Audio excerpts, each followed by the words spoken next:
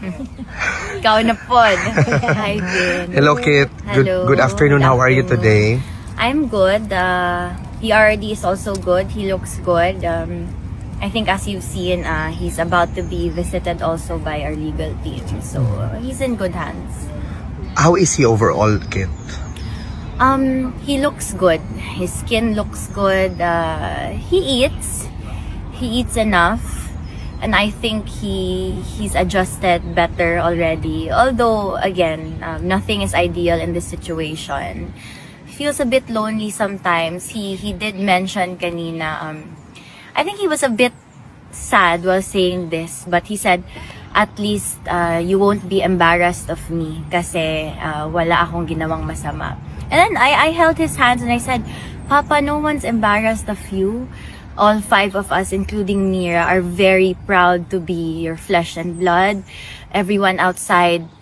And I mentioned also na pagpasok ko kanina, nandito na kayo, nandito si Alvin. Tsaka may naabutan pa nga ako kanina. Sino yun? Si Madam? Maingay masyado ba?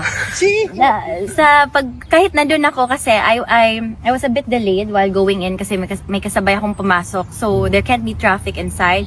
I waited sa my door, tapos narinig ko si Madam, bakit nandito ka? Sabi niya. Sabi ko, maingay talaga itong mga Bisaya.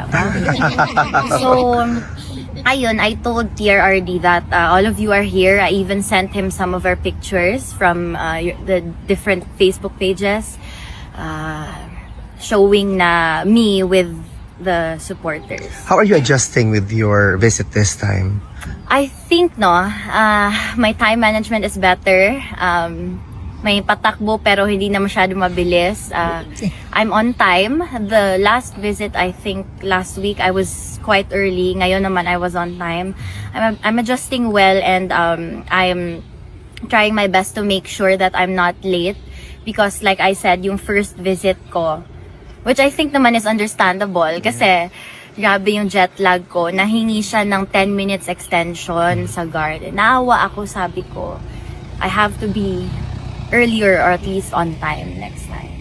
Kit, just to talk about the soon reading of the decision of the appeals chamber, no? What are your lingering thoughts about the reading of that decision, which is consequential to the Filipino people supporting your father and your family? I'm just really praying, kasi at the end of the day, it's beyond our control. And no matter how much you try to worry about things that you can't control, it's not gonna change a thing. Yun din yung sabi ni PRRD when I asked him about different matters also, including that, sabi niya,